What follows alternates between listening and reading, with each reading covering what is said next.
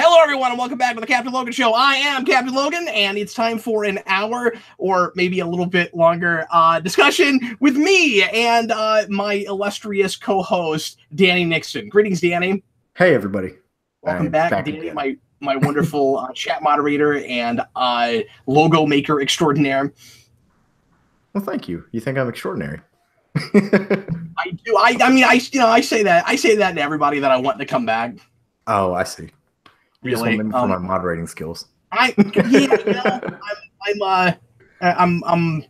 just using you, Danny. I'm sorry, buddy. I figured I should be transparent about it and let you know what my motivations are. Well, thank you. At least I can be a little pragmatic like that. Yeah. Sorry, what? At least I know I'm being used. Yeah, he signed the document with the fine print. Like, Cap will be nice to you, but just know it's just pretending. He just wants you for your moderating skill. Yeah, it's an 80-hour-a-week job. You get paid one compliment a week, and it's usually not even on air. So I'm beginning to wonder if it's worth it. No, obviously. It's hilarious. That makes it sound like a salary too. You get paid one compliment. Don't even get Trident gum. So. Well, how the heck is everybody? Thanks for being here. We are broadcasting live right now. If you're watching this after the fact, thanks a bunch for doing that as well. Already see a bunch of people in the comments. We got Cinematographic there. We got Mr. Roboto, Domo Origato. We got Magpie, John Early, Jacob May, Kellen O'Rourke, Blue Dragon 5, Grady Child, Solar Dragon 007. Jake Zapper's in there. Or is it Jake Zipper? Have I been doing that this entire time? Was it always Jake Zipper? And I keep saying Jake Zapper, or is that even a new name? Because I feel like I've said that before. Now that you say that, I can't immediately remember off the top of my head which one it is. So now I'm trying to think. There's Rockman. Hi there, Rockman. Rockman just asked if I've watched Jim and Andy. I just glanced at that one. I'm not. We'll take questions here in a little bit, but I meant to talk about that after I watched it. I forgot to. That's the documentary about the making of Man on the Moon with Jim Carrey as Andy Kaufman. It's wonderful, and I recommend it to everybody, especially if you're, of course, a fan of that movie or a fan of Andy Kaufman or even a fan of Jim Carrey. A fascinating kind of out-of-body experience story in a way. It's really interesting. I think everybody should watch that. Already have a bunch of super chats. Let me just kind of do a little bit of house cleaning here for a second before we get started. So tonight is an Ask Me Anything show. You can ask me or even Danny if you want to. If there's anything specific you want to ask Danny, he's here too, so you can ask him questions. Danny's going to be archiving the questions all the way through the show, and he's already got quite a few that we'll go to here in a little bit. Obviously, we prioritize the super chats because those are things that people pay for to make sure that they get their questions read on air. So if you'd like to do that, we humbly say thank you very much, and we really appreciate it. And we will, again, prioritize all of those. So Super Chat is open. And anytime during the show, if there's something you want to ask that way, you can do that. Otherwise, throw something in the comments, and we will do our level best to get to it. Obviously, we don't get anything close to getting everybody. And especially these days, this show has been doing really well for us. And we do this every Wednesday night, and we never get through all the questions. There's never a dearth of them. So please don't feel like you're being skipped or ignored if we don't get to your question. And what Danny always does is he asks questions from people who we've not answered a question from yet, and doesn't start to go to repeats until he's gone to everybody he's seen a question from. I try to do that. I'm not always great about doing that, but I try. So if I overlook a question of yours, it's not anything personal. I swear. It's just me failing at my job. So this is no, it's difficult. It's not an easy place to be in, which is why I needed a moderator for this show, and it's a wonderful problem to have. I used to do this all by myself, and first of all, it's just nice to have somebody else to bounce things off of and to help me fill in and stuff in case of dead air and such. But also, it's difficult to do both jobs at the same time. To talk to you guys and try to keep it lively and fun and entertaining, but also to make sure that we're not repeating too many other people, and that I don't miss really fascinating questions, because of course that can happen.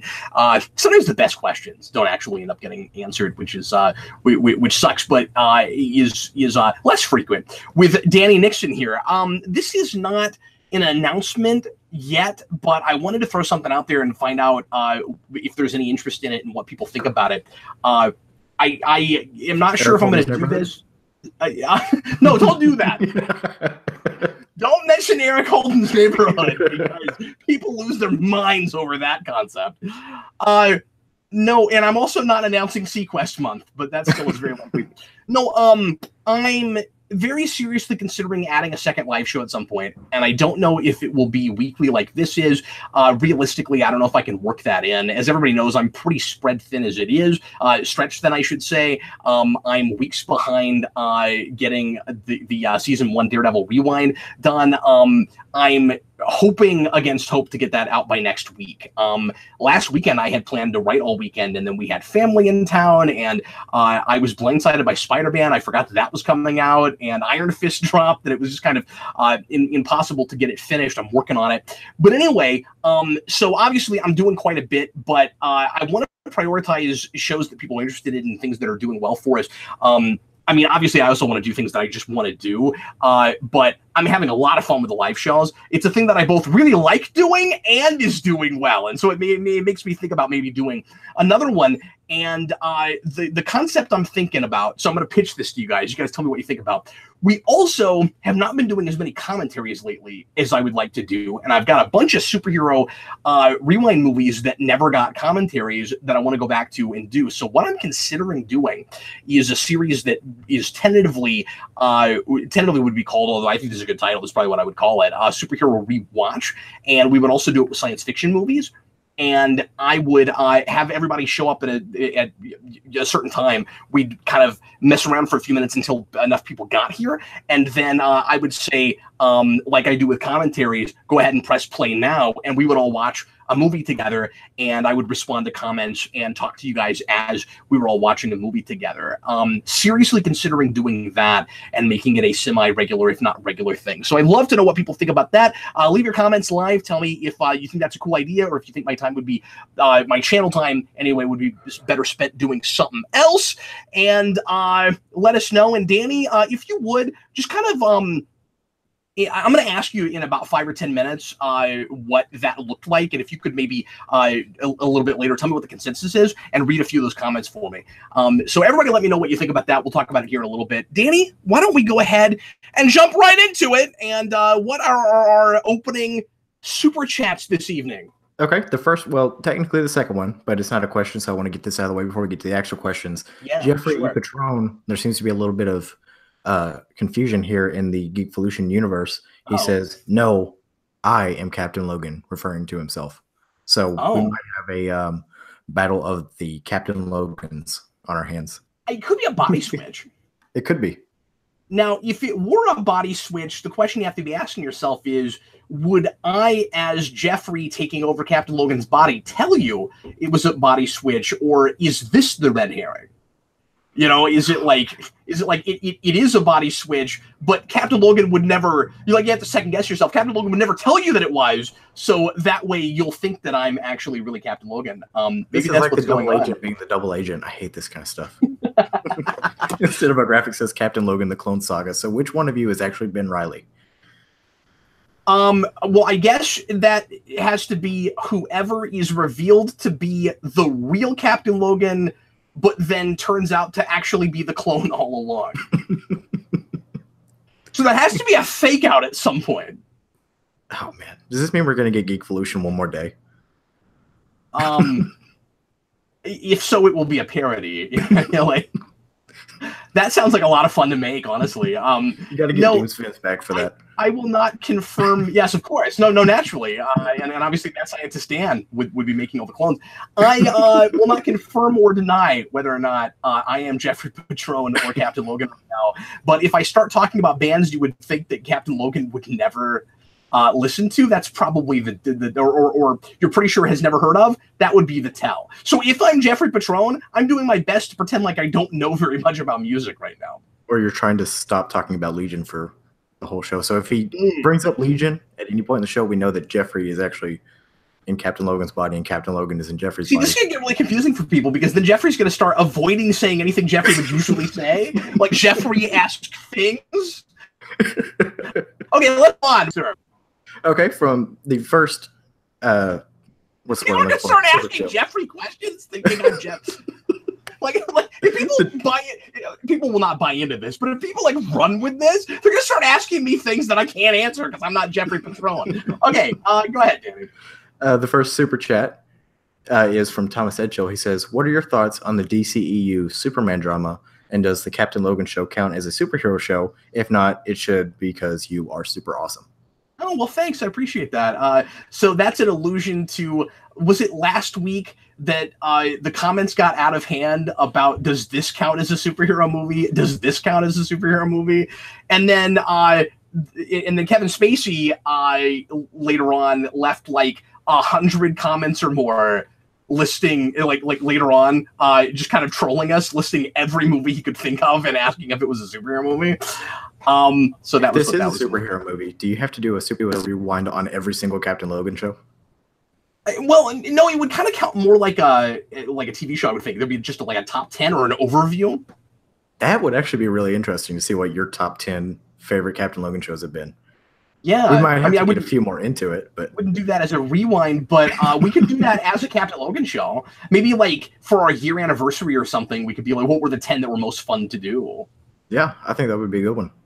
I mean, that doesn't sound like an intellectually stimulating conversation. That'll take 5 minutes and then we'll move on. But that sounds like fun to me. Yeah. So with the DCEU dramas, he's talking about Cavill and Affleck leaving and all of that.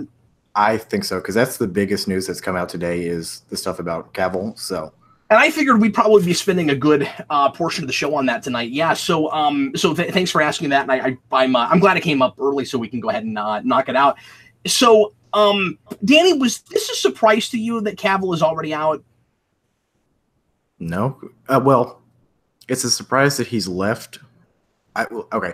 It would have been a surprise that he was leaving a few weeks ago before the announcement that he was joining the Witcher cast. Yeah, and I didn't know about that until today either. But yeah, it's maybe not as surprising after that. Yeah, after hearing that, I was like, oh, he's going to do a big franchise TV show and try to still do Superman stuff. But now it's like, oh, yeah, of course he's leaving. And I don't blame him. Well, and he can't just sit around waiting for more Superman stuff in DCEU and like, you know, watch his career go by. He's got to take projects and do stuff. Oh, absolutely. I mean, he kind of waited a while after Man from U.N.C.L.E. to do whatever it was that made him have to grow out the mustache. And that kind of bit him in the butt a little bit as far as people kind of giving him such a hard time over the. Well, I don't know if that was Mission Impossible. Now, I don't know if it was that or that he just or that people just weren't offering him work. I mean, to be fair, unless you know something I don't, I think it would be disingenuous to assume that he was like sitting around not taking projects. But I'm just saying that in the long term, he can't wait for them. No, I thought the reason that he was able to take Mission Impossible was because the Justice League shooting schedule got pushed back. And is that what it was? I could be completely wrong here. Well, that could have cost him other projects then. Yeah, sure. That's kind of what I was taking it as, is because he ended up getting double scheduled because of the mustache thing and how they had to go and CGI it out. It seemed like it created too much of a conflict, not really knowing what the full. Yeah, but I thought that was just because of reshoots.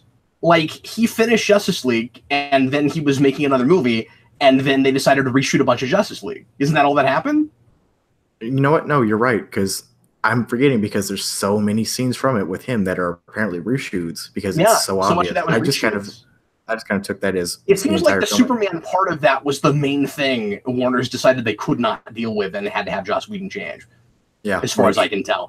But yeah, I want to respond to the actual news. So this is disappointing, but also, of course, could be a good thing in the long run, just depending on what we do. So with Affleck also like 99% sure he's gone too. And there was I saw an article today that like followed up with that was like you know, after the Cavill announcement, Affleck is also saying he's probably not coming back. And it's like, we already knew that, I thought. I don't know how that's news now as well, but maybe it was never like officially confirmed or whatever. But what I read was like, reportedly there will be an announcement soon that Affleck is definitely not coming back. So let's just assume for the moment that that there will not be more Affleck Batman.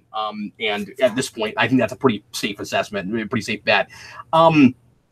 If it weren't for the fact that Wonder Woman is popular and Aquaman is happening, it would be so easy for them to call those first 3 movies a failed trilogy, and Wonder Woman could distance itself from it, and we would have this, like, well, let me backtrack. If it weren't for the fact that we're making Wonder Woman and we're having Aquaman, it would be easy to call those a failed trilogy and get away from it entirely and totally reboot. And maybe reboot out of any of the side solo things they're doing. Were I Warner Brothers, I would keep a pin in the extended universe idea and keep making movies, and as soon as one hit great that you thought you actually could build a universe around, that's the one that becomes the official universe, and everything else is Elseworld stories. But that's hard to do right now because we do have a successful franchise, depending on how Wonder Woman 2 does. Obviously, we don't have a pattern with that yet, but the first movie was people really liked, and it performed really well. And I'm assuming with the same director, the sequel will probably be successful, even if it's not great, but I guess we'll see what happens. I say Wonder Woman 2, I guess it's Wonder Woman 84. 84, right? I missed 83, so I'm going to be completely lost going into Wonder Woman 84. Yeah, I don't like all this. I missed a bunch of movies in the interim somehow. No, I'm excited about that because that's the year I was born, but I digress. So, Wonder Woman is weird because it's always going to have a connection to that universe, even if we get past it. And Aquaman will be the same way. Shazam will be really easy to completely distance itself from that, even though there are, as we know, references to Superman in it. Because Cavill's not in that movie, it is just super. Okay, we know that it's in a DC world and Superman is there, but it could be its own thing. Probably having not seen it yet. Anyway, and so I don't know how that's all going to shake out moving forward. I think that the whole DCEU thing is going to be really, really strange moving forward, but it's time to start fresh, and it's easier to do that without Cavill. I wanted to see Cavill finally get to play real Superman. I've said that 1,000 times. At the same time, it's also hard to salvage what you were dealing with before because you have to ignore obnoxiousness. Like you have to ignore a character that didn't resonate with people, that wasn't really Superman, that it looked too easy for him to go fascist, and he had a weird upbringing, and it looked like the only reason he cared about Earth was Lois Lane. Yeah, all of these things that are really, really hard to come back from, and then this weird 180 in Justice League where we just talk about Superman like he upholds the ideals he's supposed to, but I'm not seeing that in the movie really, except Cavill gets to do more Superman type stuff toward the end. So this is ultimately probably a good thing. Yeah. But it sucks for Cavill. I mean, ultimately, everything I hate about this is retroactive. They shouldn't have done him like they did him, and that sucks. But moving forward, we can start fresh with a new Batman and a new Superman. Danny, what do you think? Should they do what I'm suggesting, and when they make their Batman movie, and when they inevitably make another Superman thing, don't even make it clear what universe it's in until you see if it works? No, I'm with you, because that was going to be my suggestion. Is okay, we've lost our Superman, we've most likely lost our established Batman. We know we've got a Batman movie on the horizon that seems to be taking a lot of year one-esque type of, or is making a lot of year one like decisions. Maybe not completely adapting that story, but going back to Batman's like younger days. That seems like the place that you reboot, or at least set up the potential for rebooting stuff. And I think, ironically enough, the one good film in the one good part of this universe that everyone seems to latch onto, being Gal Gadot as Wonder Woman, is going to be the thing that hinders them or prevents them from just straight up rebooting. Because I think if they hadn't already started filming Wonder Woman 84, there wasn't any kind of production on it, and they lost Henry Cavill, they would have probably just scrapped whatever plans they had for Wonder Woman and rebooted right then and there. Yeah, and then the other element that's important to note about this is, because this is all so awkward, you have movies that weren't great, that performed okay, that there's an aspect people like about. So you've got Wonder Woman, which is a whole package that people like, but then you have Margot Robbie, and Warner keeps announcing projects with her. And we know that one's finally supposed to start shooting. I think Birds of Prey is the one that they're actually front loading, and they're supposed to start shooting January or something. I heard beginning of next year. So if all of that is true, and they obviously, I mean, Harley Quinn is the thing that sold that movie. So like it wasn't critically successful, but it made money, and they immediately announced a sequel that they're not pushing yet.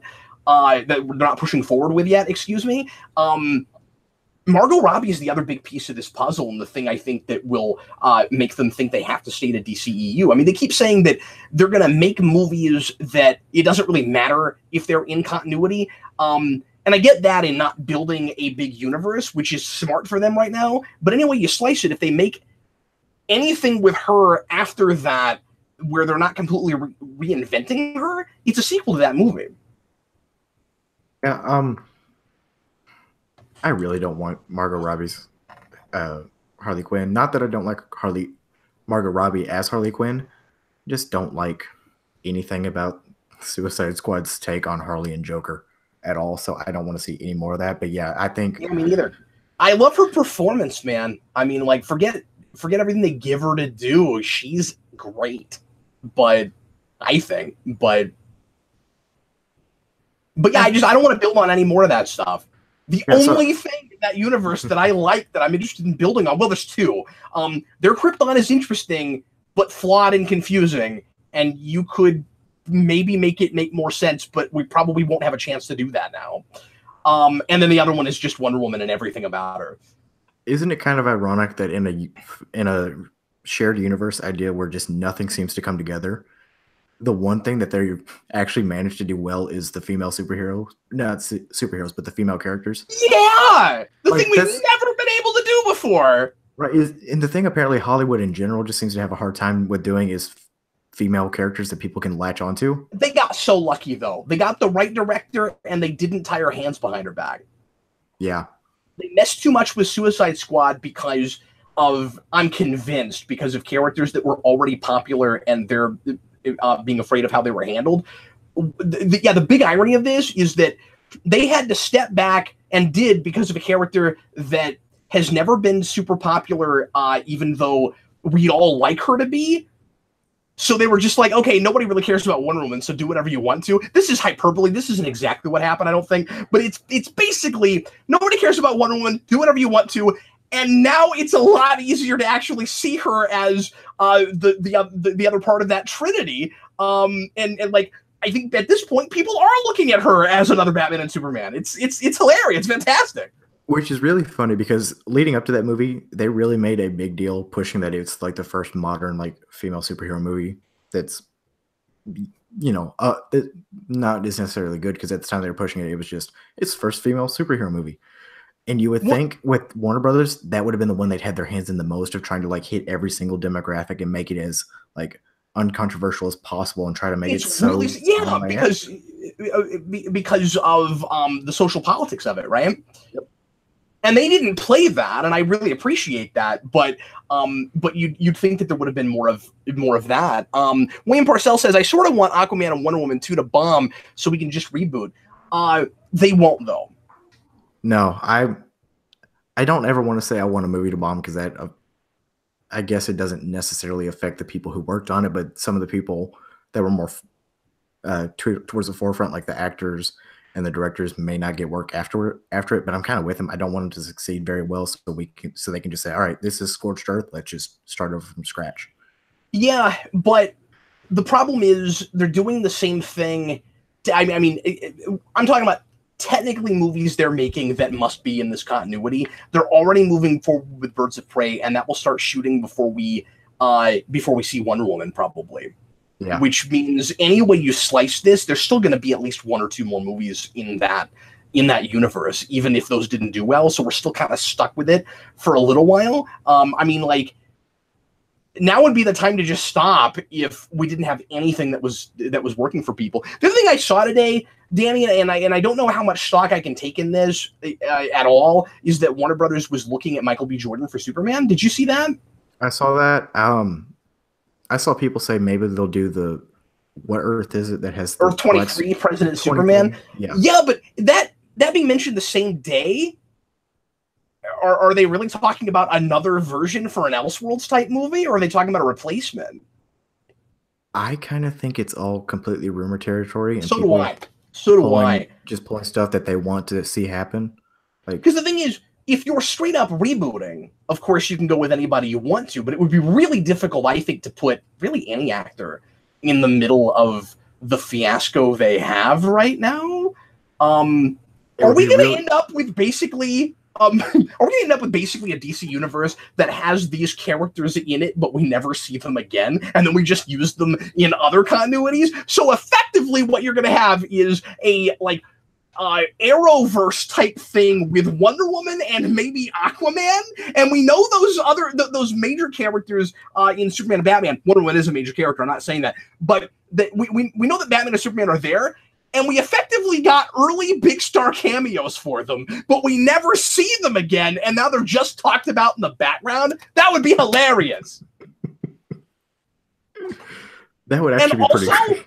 I think is maybe possible. I think it's very possible that if they decide we can't just reboot, they'll just continue to do the thing where they just talk about Superman like he's the ideal. What if they completely wash over Justice League? No, Superman's just still dead. they just completely retcon Justice League. It would be pretty easy to do that. Nothing else of consequence happens in that movie. I kind of like the idea of killing him off screen. What happened to Superman? Yeah, he got hit by a bus. A bus? Yeah, it had kryptonite on the front of it. Bus. Yeah, it was one of those absurd. You remember the end of Justice League when Lex Luthor's like, a league of our own? That was their big plan. It just bus, not even full of kryptonite, made of kryptonite, and then the bus driver drives it too much, and then he gets cancer, and his hair falls out. Yeah, exactly. And here I thought when he said we'll have a league of our own, he was talking about a softball team. Right. I have had that thought myself. Okay, let's talk about some other things. We could talk about that all night, but let's jump to some other things, shall we? I know there's other super chats already, so go ahead. Yeah, we've got a bunch of super chats. The next one is from Super Nerd. Do you think Batman Bruce Wayne, more specifically, is overexposed? In what? Just like generally speaking, in Batman stories, man, we always get these really kind of vague questions. I am not making fun of the person that asked this question, but sometimes when we talk about superheroes and just fictional characters in general, and I fall into this trap too, it's really easy to sound like we forget that they're fictional characters. You know, like does Bruce Wayne make it too obvious that he's Batman? Well, a bunch of different versions of that have, but he's not like an actual person. No, I think you're absolutely right. I think in most things that absolutely is true. I went on record way back when Batman Incorporated happened, talking about how dumb I thought that was. Really fun book. I love Morrison. The idea that Bruce Wayne would spearhead a thing called Batman Incorporated and pretend like he's not Batman is preposterous to me. I've always had a tough time with that. And I also think that in this day and age, with modern technology as it is and stuff, it would be really, really difficult for Bruce Wayne to keep that identity anyway. It remains a conceit. It remains a gimme, most certainly. And we just take that gimme really way too far sometimes. Before we move on with this question, there were a couple people in the chats who had said something about making me the Superman in the reboot. And Wanderer makes the comment saying Danny Nixon is way too cynical to be Superman. Sadly, you're right. Like, I don't want to be cynical, but I am. So, well, no. you never come off that way, though, Danny. Certainly. And liking Superman as much as you do already puts you ahead of some other people. Yeah, that's a good point. Yeah. I try not to be cynical. You can't be too cynical if you have the love for Superman. I know you do. I mean, I know you're more of a Batman fan, but I just like, tell me if I'm putting words in your mouth. The way you talked about Superman last show, I feel like you look up to and admire that character. Oh, absolutely. Like, this didn't come up on the chat or on the show yesterday. Sorry, I'm trying to copy out some more of the super chats. By the way, some great questions last week. The Superman theme show was a lot of fun, and right now would make my top 10. Yeah, that was my favorite one. But one of the things I wanted to bring up that I didn't get a chance to, because I figured more people would have questions about comparing Superman to Batman. Man, so many questions are coming in.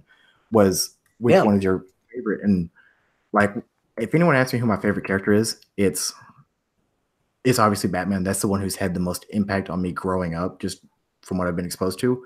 But if someone asked me like what character I look up to the most, it's Superman.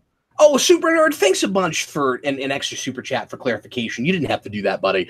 He says, to clarify, is Batman overexposed in pop culture? Okay, this is really interesting because, and I brought this up, I think maybe once recently. I kind of want to do a GNN on it because I don't know if I'm right about this at all. I feel like Batman as a character is starting to get distanced a little bit versus what he was.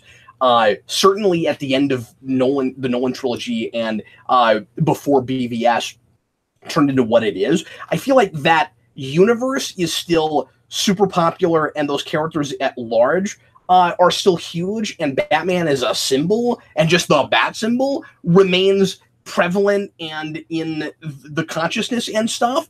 But I feel like Warner Brothers, whether they're doing it on purpose or not, I think they are actually. I think Warner Brothers is kind of distancing itself a little bit from Batman right now, and focusing on other things that they think will sell better because BVS and Justice League didn't work real well, and they already didn't know what to do with Superman, so that's kind of nothing.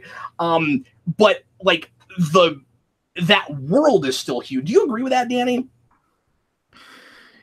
I don't know. For me, Batman never feels like kind of overexposed in popular culture because I love the character so much, and it does feel like they don't really know what they're doing with him. Sorry, I was trying to copy all the super chats. I was kind of half listening. Because I think even right now, relative to a bunch of other things, I could totally see a non-Batman fan saying, God, Batman's everywhere, I'm kind of tired of him. But from my perspective, where I'm sitting right now, Danny, I feel like Batman is less in the culture right now than it has been in 10 years. Oh, certainly. You don't see the merchandising you used to, but Batman the character, but not Batman the world, right? Like we still want to live in Gotham, we still want to do the Rogues Gallery, but I think we're trying to play with other characters, and especially some more minor sidekick characters that haven't gotten a lot of that haven't been pulled in the forefront. A lot of female characters. We're trying to do more of that. I feel like Batman himself is a little bit in the background right now. Yeah, it's funny. We'll see what happens when they finally make another solo movie, but hearing all the people who talk about what they want out of DC, and maybe this is because we've had 3 different universes with Batman in it. Everyone I'm hearing wants Nightwing. Sorry, I've got stuff going on in the background. I'm sure it's coming through. They want Nightwing, they want Robin, they want Birds of Prey, they want Gotham City Sirens, but they don't want Batman, just Batman. And I know personally, I want per se. Yeah. They don't want a Bruce Wayne Batman movie over anything else. Like it's not at their forefront. And it's really hard to keep track of all these super chats now. I'm glad I started copying them down instead of just trying to go through the list. But I think you're right. I think it'll be something where we'll have to have another Batmania 3 before that character really comes back as the big cultural icon he was, more so than just the symbol. And again, I think what I'm noticing is just Warner is not merchandising the crap out of it like they were. If the Arkham franchise was still going, I probably wouldn't feel like this. You know what I mean? Like, I don't know how much of it is commercial and how much of it is people. But the question he asked was overexposure, and that tends to be commercial before it's anything, right? I mean, like it's the owner of the character is what tends to do the exposing. So at the moment, less than, and I'm sorry if that sounded unrelated. I don't think it is. Less than it was before, but certainly there's still more Batman around than Star Trek, and you know what I mean? So but I'm with you, Danny. Personal preference, I don't tend to ever feel like Batman's too overexposed, mostly because I have a Batcave, and the more stuff they make, the more cool things I can buy to put in it. I mean, like, I have a major bias with this. I collect Batman, so I like it when cool Batman stuff comes out, and when there's a lot of it. I just dropped 115 the second they announced the pre-order for the Batman the Animated Series Blu-ray. I gotta do that. I don't think I'll ever be to a point where I'm like, you know what, I'm not gonna buy Batman stuff. But to go up to a super chat from the last question we had, Jeffrey Patron says, if you build a kryptonite bus, Superman will come. Yeah. As a quote from Lex Luthor, which I think is great. That's really funny. I would love a Lex Luthor that did more pop culture references like that. That's what I thought Jesse Eisenberg's Lex would be. if you're trying to do that like Mark Zuckerberg type of like millennial Lex, that would have been the one to do it with, but boy, that's a good point. That one again. And that world is awkward, right? Because Man of Steel, while it looks more stylized than the MCU, it wants to be more realistic and grounded or whatever, and it has a lot of product placement and stuff. And then you get to BVS, and there's that bit with Neil deGrasse Tyson and stuff like that, but by and large, it wants to look like a way more stylized world. So I don't know how many pop culture references you want to do there, but then they use real news anchors and stuff. So that was really tonally confusing. Yeah. I didn't know if it was out of time or not. Like, I didn't think it would be, but just watching it on its own, it feels like that. Yeah, it does. Yeah, going on to the next super chats to kind of. So are we backtracking now? Because I saw that one, but I thought we had some super chats before that. We did, but I wanted to get that in since it was related to a question that was already asked. No, I understand. I'm just making sure. Yeah, let's backtrack a little bit. Go ahead. Yeah, Mr. Weeping Dalek, why do you dislike the 11th Doctor? Oh, it's just not so much to my taste. And to be fair, I'm not going to talk too much about this. To be fair, I've not watched a lot of it. I watched the first 5 or 6 episodes a few years back of that season. And for me, it was his performance early on, because then everybody's going to be like, well, it's not really like this. You didn't watch enough. Yes, I did not watch enough. But I thought my first impression of Matt Smith was he's too close to what Tennant was doing, like a younger guy kind of doing a bit of a Tennant, and I wanted it to be more farther removed from what Tennant was doing. It seemed like Tennant light to me initially, and I'm sure as it moves along, it's not like that. I do agree with to some degree anyway with people that say that Matt Smith was a little bit too meme baity and he had catchphrases that he kind of threw around and used too much, and that's kind of irritating. It wasn't my thing. It wasn't to my taste. It wasn't what I watched. Wasn't bad, but it just wasn't to my taste. Yeah, and I don't watch. And Tennant's just a hard act to follow. I mean, I think he's the quintessential. He's the quintessential Doctor for me. And I love Eccleston, as little as we got of him. And I have not watched more than an episode or two of the last one. So I'm just real far behind on that and haven't made it a priority. I started trying to watch that again the other day. I got to get back to it. I've maybe seen like a handful of episodes of Doctor Who. But the next question is from Jacob May. Have you ever seen Avatar: The Last Airbender? I'm assuming he means the television show because no one in their right mind would ever watch that movie. Well, also that movie's not called that. It doesn't have Avatar in the title. But I've not seen that show. People have been trying to get me to watch that forever, and I've just never gotten around to it. So I cannot speak to that or Legend of Korra. I don't know those things. I've not watched them. I'm sorry. The next 3 super chats are from David Atkins. He asked multiple at different times. I'm just gonna put them all together to make it, because that's how I've been keeping them in track. He says, first, your videos helped me through my depression bouts. Thank you. Wow. Yeah, that's I'm glad if we could do anything to help you through that kind of thing, man. I really appreciate the viewership. But yeah, we try to be as entertaining and as escapist as we can be with the kinds of things that we talk about. But yeah, Danny, I never had to answer that. I always feel like anything I say is going to sound like really conceited or insincere, and that always gets me right here. Yeah, and Dave, I know I'm not Cap, but if you ever need someone to talk to, feel free to message me. I'm always here for anyone who's having any issues with depression. That's something that's near and dear to my heart. So Dan is Danny is now the Geekvolution counselor. He's the ship's counselor for Geekvolution. No, his next question is thoughts on J.J. Abrams' canceled Superman flyby. Oh man, I haven't thought about that in a long time. I don't remember enough about Flyby right now to actually talk about it. Yeah, there were other projects that were talked about that sounded more interesting than that to me. And I don't know how I feel about Abrams as a creator in general these days. The more I see from him, the other day, this is, I think, too harsh, but the other day, Eric and I could not.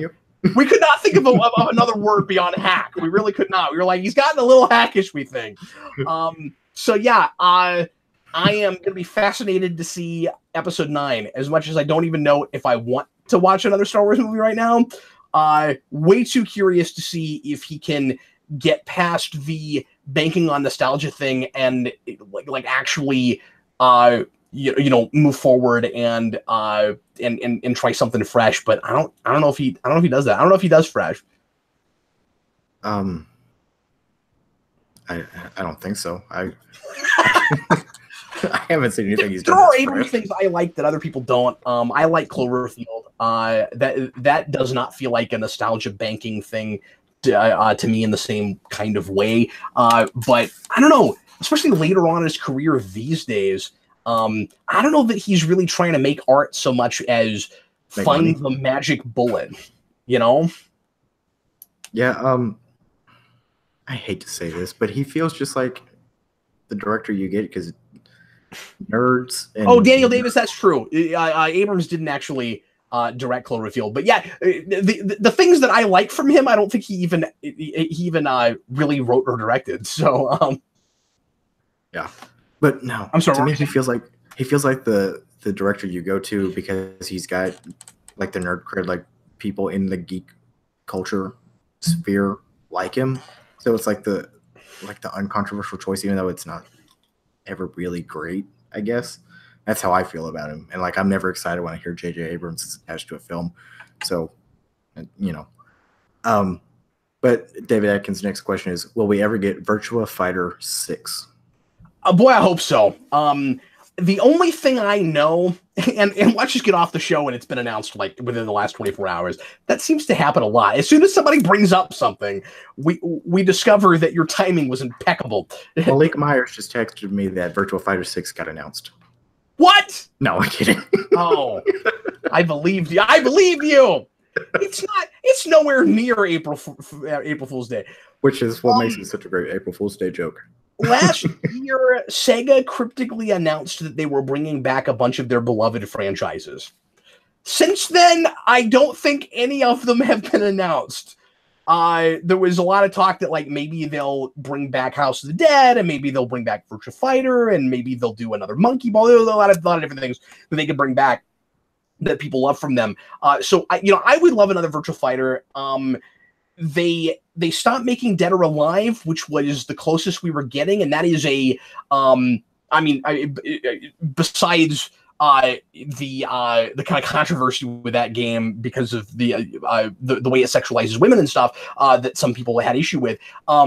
It's a deeper and harder game, and I tried to learn 5, and it's hard, and I like it a lot, but it's not Virtua Fighter. I like that midpoint where you can't just button mash, but it won't take me a whole year to get good at it.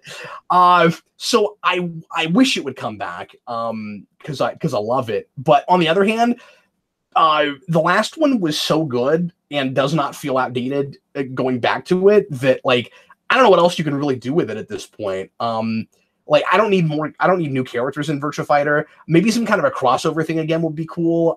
In a perfect world, Virtua Fighter cross Tekken would be a big deal to me. But yeah, beyond that, I mean, like I hate to say that I don't need more Virtua Fighter. But of course I would giggle like a schoolgirl if it got announced tomorrow. So my only exposure to that game is your videos on it. I hear that a lot. Yeah, and thanks so much for the Virtua Fighter question. I don't know that anyone has ever asked me anything about that franchise. Danny, real quick before we move on, can you tell me what the reaction was to the question I asked at the beginning of the show? Everything I saw was pretty positive. David Crabtree mentioned something about making it a Patreon perk.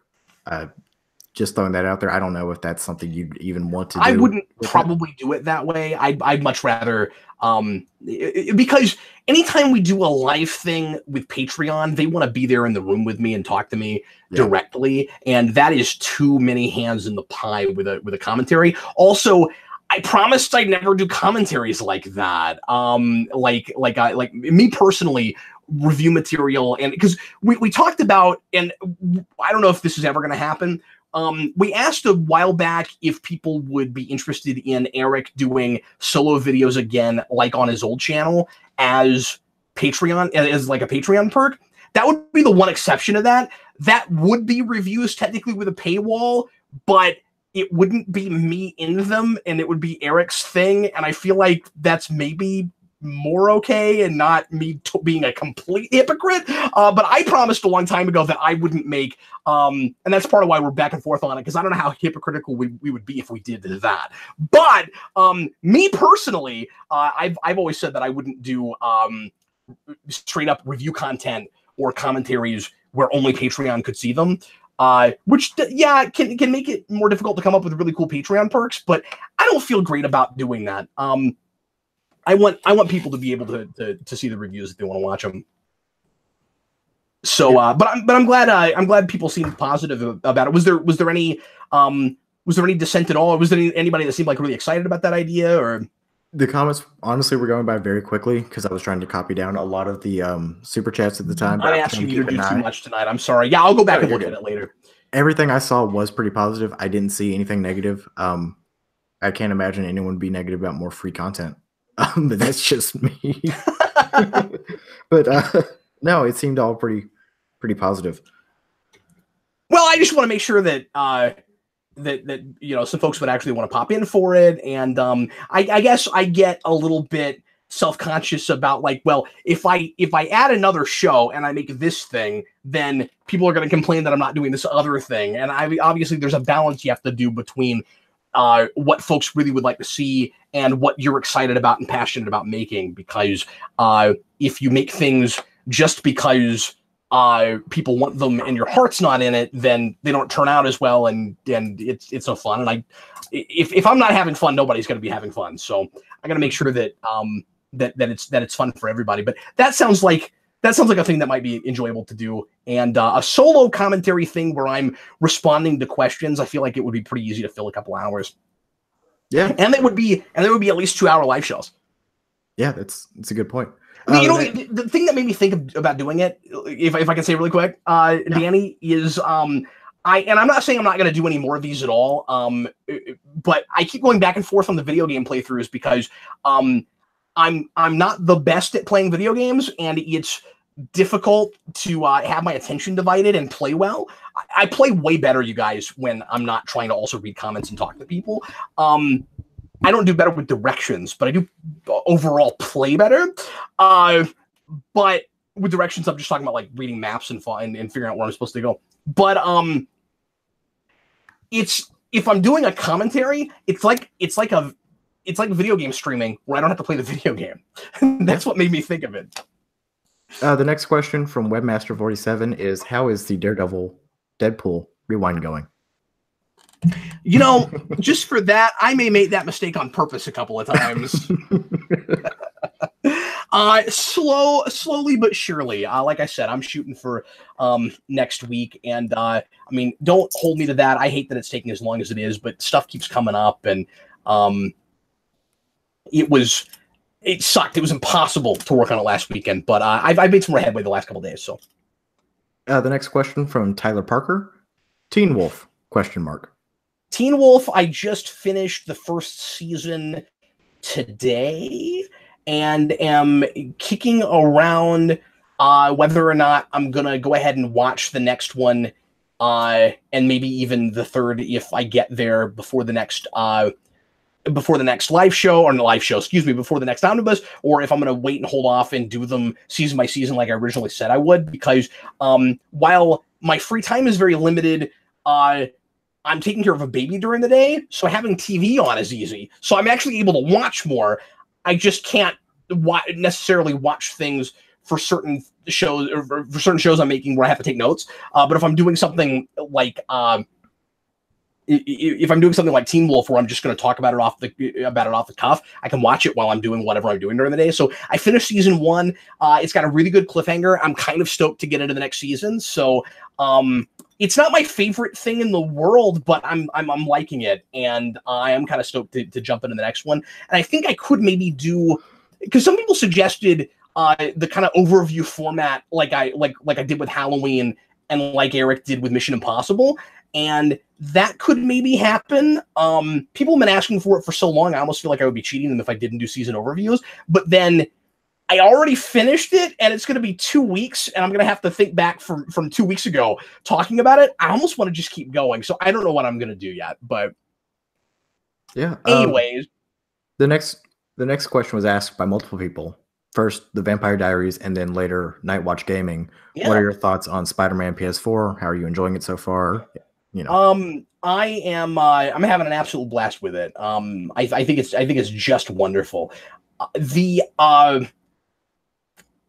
best thing about it, I think, is the blend of story and side stuff, and how easy it is, how much cool, fun side stuff there is to do, and how easy it is to preempt the story and go off and do the open world stuff and do whatever you want to, and then come back to story at any point that at any time you want to do that. I've never had this with anything where I'm loving the story, and it's sort of like eating like a brownie or a piece of cake that's really, really tasty and you want to savor it for a long time. Like, the story is so good, I keep waiting to get to the next part because I'm savoring it. And while I'm doing that, I'm going and playing all this really fun side stuff. And I don't know how long it's going to take me to play it, because I kind of think I'm going to get close to 100%ing it before I get to, or at least getting to 60 or 70% before I finish the story, because I'm already at like 30, 35, and I'm really early in the story because I just keep going around getting all the backpack tokens and unlocking suits and doing the Black Hat tokens and all that stuff. I'm really impressed with how classic Spider-Man it was. I expected something a little bit darker and a little bit more Dan Slotty, and I'm sure the story gets a little darker as it goes along, but and I don't mean to say that I need every game to be like this. I'm not saying this is superior to Arkham because my kid couldn't play it, but it is cool to have a big, giant, open, huge, massive scale superhero game that I can share with my son and with my 8-year-old. And Danny, Jason's playing his own thing, yeah, by himself, and he's figuring it out. I thought I was gonna have to help him a lot more than I have been. He's doing fine with it. Nice. He's figuring the combat out, and I was sucking at combat on my introductory video, but I'm doing pretty. What's that? Introductory videos. My introductory videos, yeah, because we lost connection and we had a lot of technical issues that night, but I have I figured it out, and I'm doing a lot better with that. I'm also really impressed. I don't want to sit here and review too much because I'm going to do that on the omnibus, but I'm also really impressed with, and I know there's going to be a lot of DLC with all the stuff that I'm used to being DLC that it came with already. Unlike the Arkham games, all the cool suits you can get as you play the game, and they're not just skins, they have different abilities, and really? Like picking different suits gives you different abilities, and you like within the first 3 or 4 hours, I already had the Scarlet Spider suit, which is one of my favorite suits, and I have had a really hard time not just playing with that and going to any of the other suits. Like, I keep unlocking them, and I'll play with one for about 5 minutes, and then I'm like I got the negative suit. It's fine, it's cool and all, but I'm like, it's not Scarlet Spider. Like, until Black Costume or 2099 comes up, and nobody tell me what's in it, because I have intentionally not looked at any of the lead-up information or behind-the-scenes stuff or anything, so I don't know what suits there are because it's fun to be surprised by them. As soon as 2099 comes up, I'm probably playing with that, but oh boy, am I excited to get to be Scarlet Spider the whole time. And what's really cool is there are 30, I think, unlockable suits. And Danny, every cutscene they rendered all the suits with. Nice. If you in the middle of a cutscene, stop pause the game, change your suit, go back to the cutscene, you're watching it with that suit. Oh, that's so cool. It's really cool. It's insanely polished. I have run into a couple of really amusing bugs here and there. I posted one about it on Facebook last night. I had this one where, and I haven't heard from anybody else that had this yet, where you're supposed to be spying on a conversation that's taking place in an office building, and there's all these windows, and you're supposed to stick to the wall on the outside windows and take pictures of these people having a conversation. And Danny, when I got to it, all the windows were missing. And I could run around inside the room where I was supposed to be spying, and they couldn't see me. I was invisible. You had the Batman Beyond suit on, and you just had the invisibility thing. Yes, exactly. It was hilarious. It's one of those things where it's kind of disingenuous to compare it too much to Arkham because, like, I'm a bigger Batman fan than a Spider-Man fan, but it is at least as good as my favorite of those. But, like, gameplay-wise, I think I like it better. I think I'm better at it. I think that's part of it. Yeah, that's got to be part of why I think I'm liking the gameplay better. From what little I've seen of it, it looks like they kind of took the same Arkham engine that they've used in Spider-Man games previously. And yeah. Mm-hmm. I always thought that in the Arkham games, that fighting style worked really well for the characters like Nightwing and Robin that are a little more fast-paced and supposed to be more agile. So doing that with Spider-Man makes total sense to me. So I kind of wish I had a PS4 so I could play it. Yeah, and Dan Torrey hasn't got to play it yet either. So I've been bragging to him about cool stuff that's in it that he doesn't get to look at yet. If he had feelings, that would hurt his feelings. Yeah, but he doesn't, and so I don't feel bad about it. No, I'm kidding. I have tried not to hurt his feelings about it, but I've sent him a couple of cool things I found. You know how Dan Torrey is always making fun of the whole thing with wheat cakes? One of the backpacks has Aunt May's recipe for wheat cakes, and I took a picture of that and I sent it to Dan. I also wanted to mention that I know we've tried open world Spider-Man before. This is definitely, obviously, the most successful we've been at it, where we always have like a full-blown New York City that you can explore. I think a bunch of people, because this game is huge, I think a bunch of people who have never been to New York City are going to play this game. When they finally get to New York City, they're going to be able to find their way around. That's really interesting. Because I'd assume that a lot of the big major areas you maybe couldn't put in a game due to licensing rights for buildings and stuff like that. And I'm sure there's some of that, but I mean, like, you know, a lot of the major landmarks are there, and and I'm sure all the streets are right, and but it's funny because, you know, you'll be used to where certain buildings are, like the Rand Corporation and the Wakanda Embassy and stuff like that. And obviously, when you go to New York City, you're not going to find those things. But yeah, I posted this on Facebook too. The Rand Company is right across the street from from Radio City Music Hall, and I took a picture of that and posted it. Okay, we are already at 10 o'clock. I bet we still have more super chats. 1, 2, 3, 4, 5, 6, 7 more. Wow, let's blow through them. And I'm sorry if we don't get to any regular questions tonight, guys. But there were a lot of super chats and a couple of things that I had to spend some time on. So no, I didn't rapid fire answer a lot of questions, but I really wanted to talk about the Cavill thing since that was today. So go ahead, Danny. Let's blow them. Let's blow through them. Yeah, Mr. Roboto. Mr. Roboto says, as Cavill will never play Superman, who are the best Superman actors in list order? Also, Nixon Watchmen. I've gotten that a few times this show. 3 terms. No. Yes, Danny Nixon's name sounds like a president who was disgraced. It sure does. Okay, so best Superman actor, of course, Christopher Reeve. That I'm sure most people agree with that. That's kind of for most people kind of indisputable. I'm not saying you're wrong if you don't agree with that, but I don't think that there's a lot of heavy contenders. I like Dean Cain, but I'm not going to put him above Christopher Reeve. That's not fair. There are certainly people who would put George Reeves above Christopher Reeve, and that's fair. I get that. He would definitely be Reeves, and it would be both of them. Because it's Christopher Reeve, not right. Christopher Reeves. Yeah. Isn't that weird? Isn't it weird how that worked out? That we had a similar last name for the first 2 major Supermans. And then we've got Matt Reeves, who should have directed a Superman movie. Yes, I'm familiar with Kirk Allen, but he was in one thing. And anyway, so beyond that, I mean, I like Daly. I don't think as a voice for Superman, he's as quintessential as Conroy is for Batman, but I think he's really good. Who else, Danny? I mean, I like Hulkman a lot. I want to see more of him in that role, but I think he works really well for that material anyway. I have not seen anything with him in it. My list, just talking about the ones I've seen, because I haven't seen Dean Cain either. It goes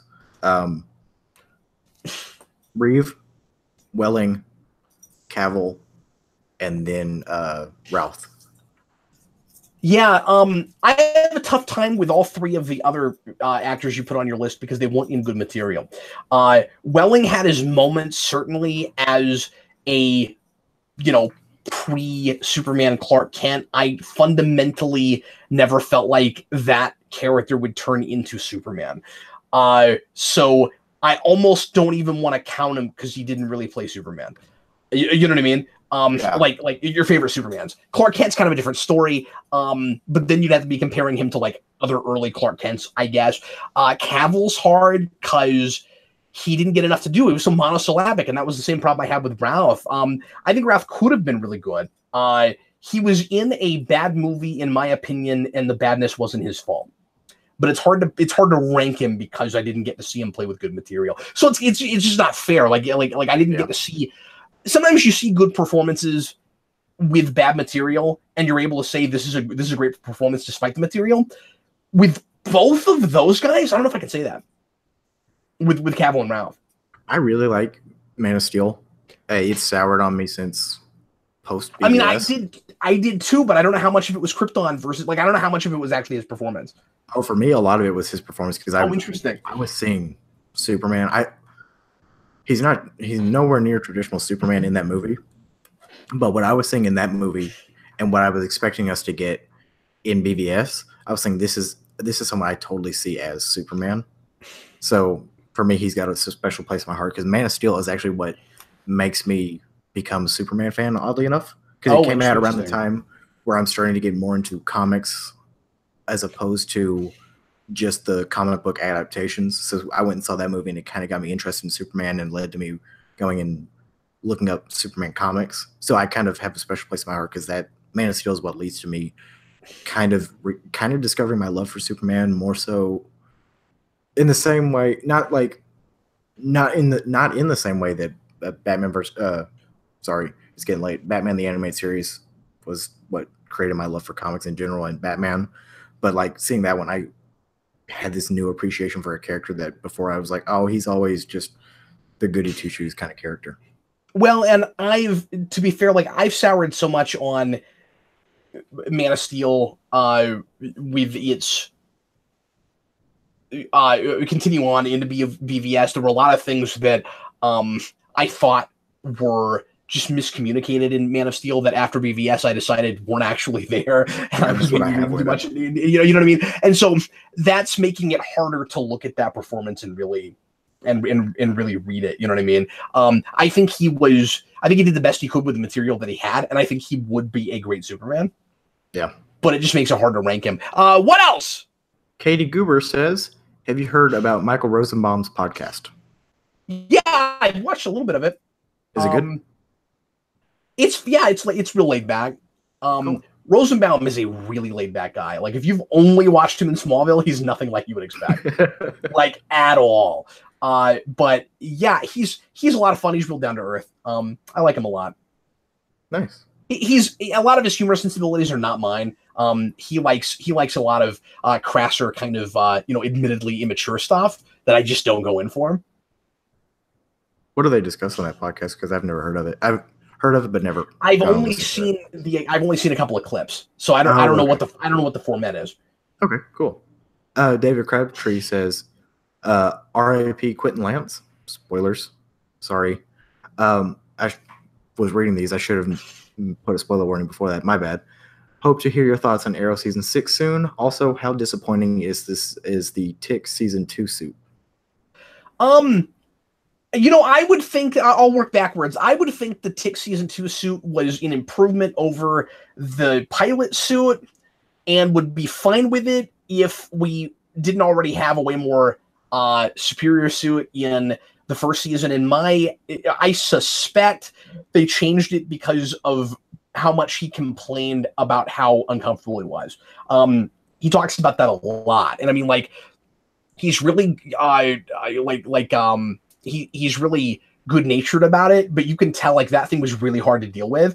And I don't know why the look had to be so different, the color scheme and stuff, in making it more comfortable for him to wear, if that's what it is. But I suspect that's what Sarah Finowitz. I suspect that's what's going on with that. But I wish they'd stop messing with it, because I think they about had it perfect. Yeah, I haven't seen pictures of the season 2 suit. I really liked what they used for all of season 1 outside of the pilot. Great. It looks like what they've done with it now, Danny. It looks like a weird amalgam of the season 1 suit and the Warburton suit. I think I did see it where they just really simplify it. They really simplified it, yeah. And yeah, it was maybe too busy and there were too many lines on it, but I got really used to it, and by the end, I really liked it. And the thing that really makes me not want to see it change at all is all the cool lighting they did in the last episode with it.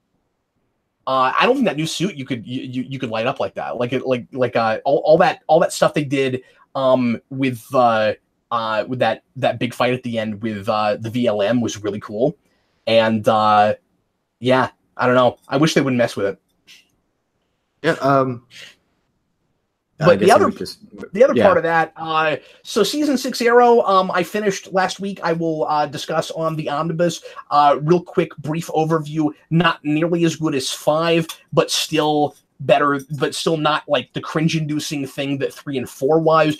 I was still able to binge it pretty easily, and people keep asking me, okay, so Cap, like, you're more positive on Arrow all of a sudden. Do these things just binge better than they watch week to week? Arrow, absolutely, that's the case with these 2 seasons. I don't know if all my beefs with 3 and 4 would have made it to where I wanted to shut them off. And I tried to binge Legends at one point, and that I was having a difficult time doing. But Arrow, I was invested in enough. I mean, it's definitely got its issues. It definitely has. I don't know if calling it convoluted is really accurate so much as just padded, where once again we're back to, again, not as bad as 3, but we're back to kind of some plot twisty things where we just have to come up with, it feels a lot like the baddie seasons of 24, where it's like we've got to get 23 episodes and we're going to steer it now in this direction because we've ran out of things to do with this thing. It's got 2 big bads, and the first big bad is cooler than the second big bad, so it gets a little bit, I mean, he's interesting in his way, but the first big bad is Michael Emerson, and how do you get rid of him halfway through your season? Like, wow. But also they went like kind of Luke Cage with it, where a little bit, yeah, where like the second guy is there all along, but he takes over and the stakes are different. And but the biggest issue with that season is and David and I have talked about this privately, is all the drama surrounding the breakup with the team. That stuff gets really melodramatic and obnoxious, and the Diggle fight comes out of nowhere. But anyway, I'll talk about that some more on the omnibus. Going back to the Henry Cavill situation, Mr. Roboto asked, maybe Henry Cavill will come back as Martian Manhunter. No.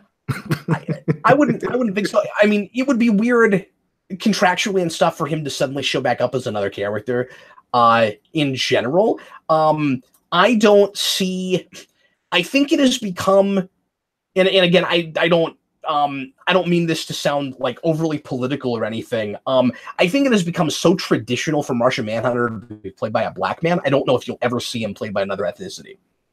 No, absolutely. He'll be a character that is one, because even if you never show him in like a human form, in a human disguise. So I got bugged. Yeah, I saw it on the screen. I was not going to mention it.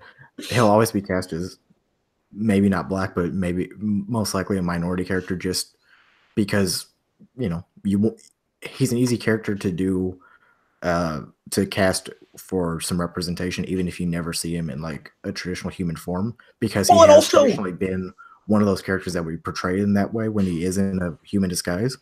So I don't see why you would change it to make him a white character. There's plenty of white characters you can cast Cavill as. I always very strictly say whoever the right actor is, I don't really care what their ethnicity is, unless it's really important to the character.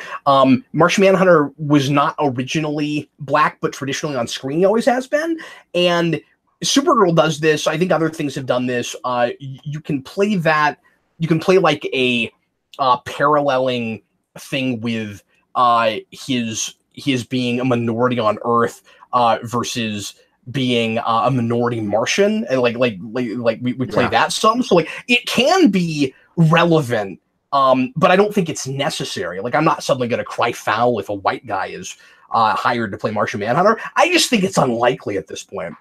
Yeah, I think it's got to be the Final Frontier, where they kind of do a little bit with that, where he New Frontier. Final Frontier is the crappy Shatner Star Trek film. In fact, I have it right here on my desk. We just did a commentary on this. It's going to come up soon. Star Trek 5: The Final Frontier. No, Martian Manhunter's in that. Didn't you know? No, I didn't mean New Frontier, but that would have fixed everything that's wrong with them. Do they do something where he just sees somebody on TV and it's a black character, so that's the form he takes? Or is he white in that movie? I forget. I think he's white in that movie. Okay. But in live action, I think starting with Animated Justice League. But am I wrong? Was he black in that? I think he was black in that. That's what I'm thinking of. Again, not that it's important or anything. I'm just saying that when you mentioned Cavill, the first thing I thought of was I don't think we'll ever cast a white guy in that role. Yeah, that was kind of my thought too. Is it's not a role that you're probably ever going to see cast with a white actor, just because it's most people's interpretation. He's had a good track record on screen. I'm a big fan of the guy who plays him in Smallville. His name is suddenly not. I know his name. Why is it not coming to me? I've met him 2 or 3 times. He's really cool. And has a massive comic collection. Oh, that's cool. That's really cool. That's oh boy, it's on the tip of my tongue. Let's blow through the rest of the super chats before we bid everybody sticking farewell. To the Phil Morris. Sticking to the Henry Cavill part of it, Guy D'Andrade says, got it before you guys. What do we make of Henry Cavill's Instagram post? Cap, I don't think you've got an Instagram. So you probably haven't seen it. I've not seen it. What is his Instagram post? I looked it up after this question came in. It's him. Did he say he was playing Carnage? He literally just holds up a Man of Steel action figure. That's all it is. Okay, well, let's not read too far into things, guys. That could mean anything and likely means nothing, except he might just be saying, like, I still love Superman, you guys. The contract fell through. We're comic book geeks. We have no room to criticize any grown man playing with action figures. Well, I would assume that question was more about is he saying something cryptic with that post? I doubt it. No, he's probably just teasing everybody.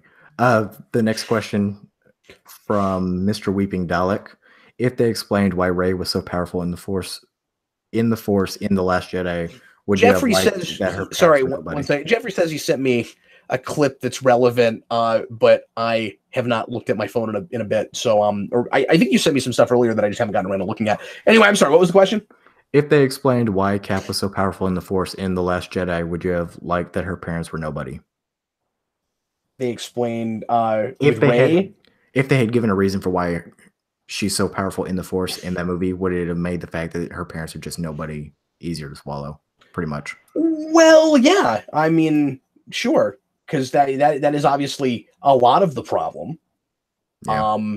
But more generally, it's just that we had all these mysteries that were established in that first movie that the second movie wasn't interested in. Yeah, that's my biggest thing with it, is like, okay, all these things you were setting up before, you just kind of abandoned because whoever was making it didn't want to deal with it. Yeah, and I just don't think it's satisfying to build a mystery around who were her parents and then say they were nobody, especially because that does seem to contradict that first movie. When with the flashback when she's watching them leave and stuff, like I don't know enough to even have that. Like yeah, but really, what was her relationship with her parents? You know what I mean? Like, yeah. I think if they retcon that again, it'll be some cryptic thing where he means they were nobody because they meant nothing to you as like actual people, and more so they were more important as an idea to you. And then we find out that her parents were actually somebody. I don't know. I don't really care about Star Wars at this point. Yeah, I mean that whole thing where, like, you know, you think you're part of this legacy and you must be really important, but it turns out that you're not. could be really interesting if like she was sold a bill of goods or something, and she was jumping through all these hoops, and she wanted to be part of that legacy, and she wanted to be the next Luke Skywalker and all of that, and then it turns out that that it's all for nothing, and none of that is true. But she's played up as so super special in that first movie that it doesn't make sense that she's nothing. And if I got more of a sense that the second movie is also playing a mystery out of, okay, it's not her parents, but it's something else. Like more than I need that movie to give me something, I need that movie to at least give me a hook. Yeah. That you could explore later, and that's maybe too far for a lot of people, but I would have gone farther along with it if at the very least they were like, trust me though, it still is gonna make sense. There still will be a reason that she was able to wield that lightsaber like she did at the end of that movie, and why she doesn't need force training and all of that stuff. Yeah. The next question from BAG Studios: What is the worst work experience both of you have had? And Cap, what's the most begrudged rewind that you've done? Which one did you hate doing the most? Hashtag reign of the baghead. Wow. How many more super chats do we have? Because we're getting late. That and then one more. Okay. Danny, I know you've got to get up in the morning. Are you okay for a few minutes? Yeah, we're good. Let's go. Okay, cool. So I'm sorry for keeping you. I keep doing this. No, you're fine. Okay, so, but Danny, thanks so much for doing it, because, like I said, the show's been going so well. If I had the time, I'd make it a 2-hour show. It seems like there's enough material for it. Okay, so let me backtrack. Let me go backwards again. Rewind, I least enjoy doing. So that's tough, because there's the movies that suck, but end up being fun to write about. So it's grueling in its way, but then at the end of the day, there's like a product that you're kind of proud of. So that one is Son of the Mask, most certainly. Like that was awful to deal with, but then was really cathartic to write about, and I actually had a lot of fun with it. So sometimes I enjoy the bad ones as much or more than the good ones. The one where it's a terrible movie and wasn't fun to write about, partly because of how bad it was, and it wasn't like Son of the Mask wasn't even fun bad. It was just fun, like poking holes in it and kind of filleting it. But my Super Ex-Girlfriend was just the worst thing. Because it was not just bad, it was like offensive and insult my intelligence bad. And that was no fun. Man of Steel was one of the hardest ones to write, most certainly. And then as far as work, like worst jobs, Danny, why don't you go first? What's the worst job you ever had? Worst job. I've kind of been lucky every job I've had. I mean, I've had mostly retail grocery store experience as far as jobs go up until my most recent job. They've all been about the same. Worst actual experience was there was a customer who came in, was buying stuff through the express lane, went to pay me, and like, you couldn't have written the scene more perfect timing. But right as she's handing me her card for me to swipe it and run the transaction through, some other woman comes in screaming about how that lady stole her card, and then starts yelling at me for how dare I let that woman, pay with her card. And this whole thing where I'm really confused because she had just handed me the card. It didn't seem like anything outside of that happened. So I'm getting screamed at from both ends of just swipe my card or don't swipe the card. And they're yelling at each other and they're yelling at me. And then people come in after the woman who had come in, pull her aside. Turns out that woman had some mental issues. So I try not. So like after that, I was like, oh, I feel bad for getting so irritated with this situation. Yeah. So it turned out the person who was paying was someone who was related to her, and because she was mentally ill, she wasn't fully cognizant of what was going on with the whole card situation. So that was just kind of the most frustrating because I'm getting yelled at from all ends. I'm trying to take it in and not be rude to either of the customers, even though at the time, without knowing the full situation, I kind of wanted to be like, I'm just doing my job. But that was about the worst work experience I've ever had. I've been lucky that I've dealt with rude customers, but I've never dealt with anything super bad. I've always had pretty cool bosses. Southern hospitality is sort of a thing. I guess. Still. I wish I still lived in the South. If I, at least if I was still working retail. Those, I don't want to say anything too bad, but Southern Bills, when they come in, man, I don't like them. So was the question job or work experience? Did I hear that wrong? Worst work experience. So I took that to just mean like a certain specific, yeah. Well, I mean, I did restaurant and retail. Probably the worst stuff I dealt with was when I was at GameStop. I know pretty much everybody that ever worked for that company has said that.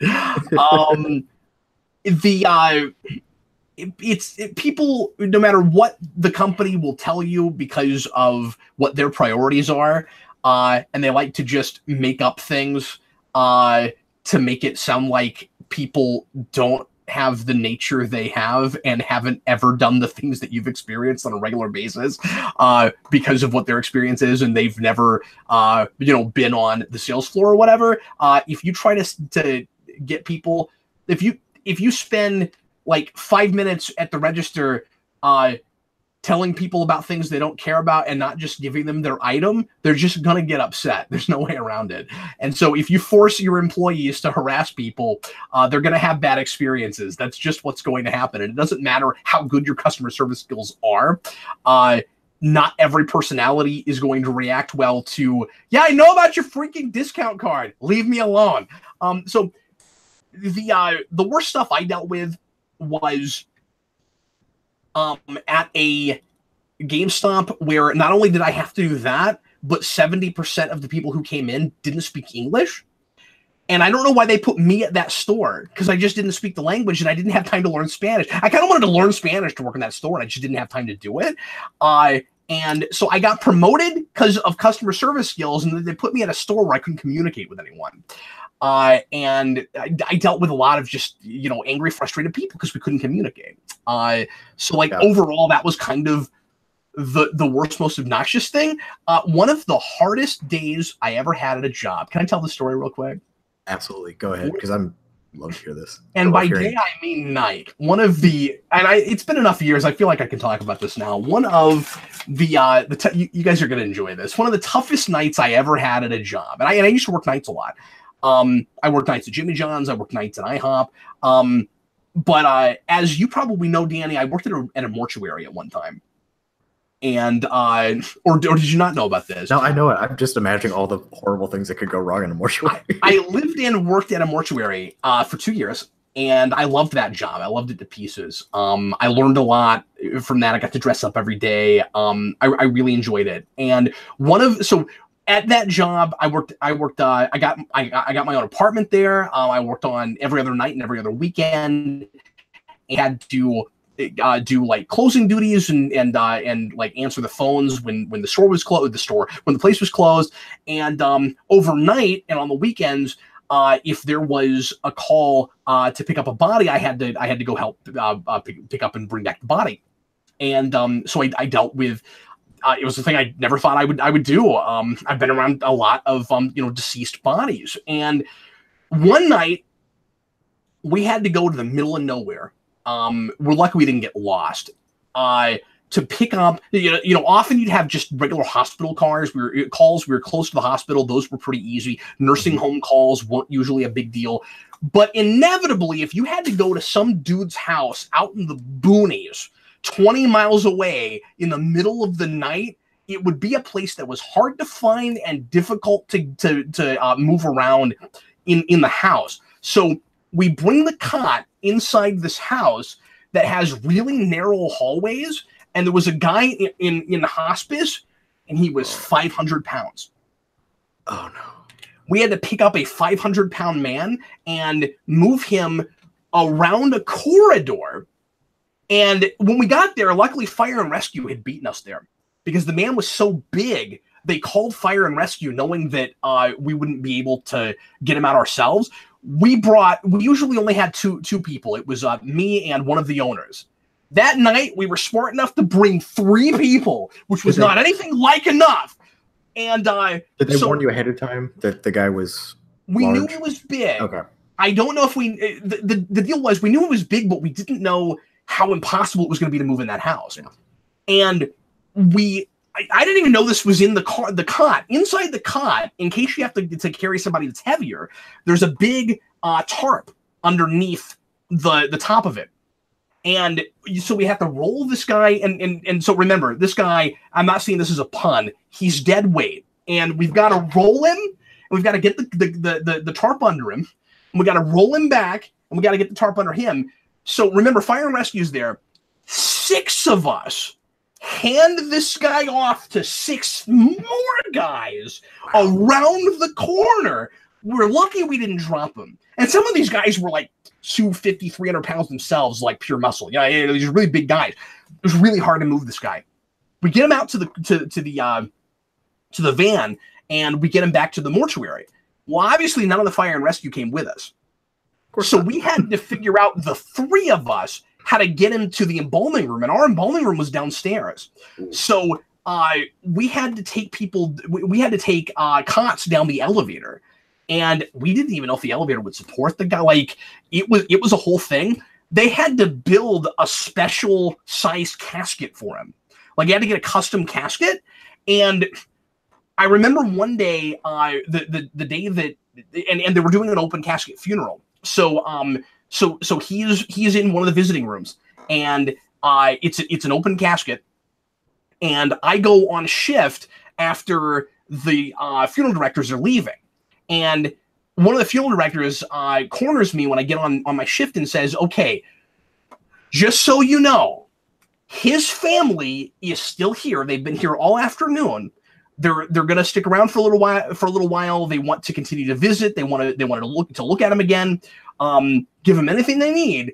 But whatever you do, don't give them more pillows, because we cannot make him look more comfortable in that casket. It's not possible." They had put like 18 pillows underneath this guy. And they couldn't make him look more comfortable. So I had to deal with his family, and of course I'm being as polite as I can. But indeed, they keep going like, "Is there anything you could do to make him look more comfortable?" And I'm like, "We've done everything we can do." And yeah, that was, I'll never forget that. There's a lot of things from those years that have kind of left me now. I remember that night like it was yesterday. That's got to be just every part about that. Going to go pick up a body has to be horrible if it's somebody's house, because you want to be respectful to the family there. When you're yes, of course, transporting it, you don't want them to look like you're ragdolling the body around or being careless with it.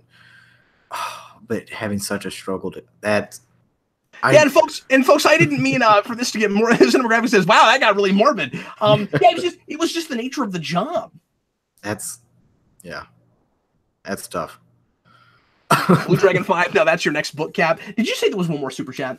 Yes, one more, and it's really quick. I have never told that story on camera.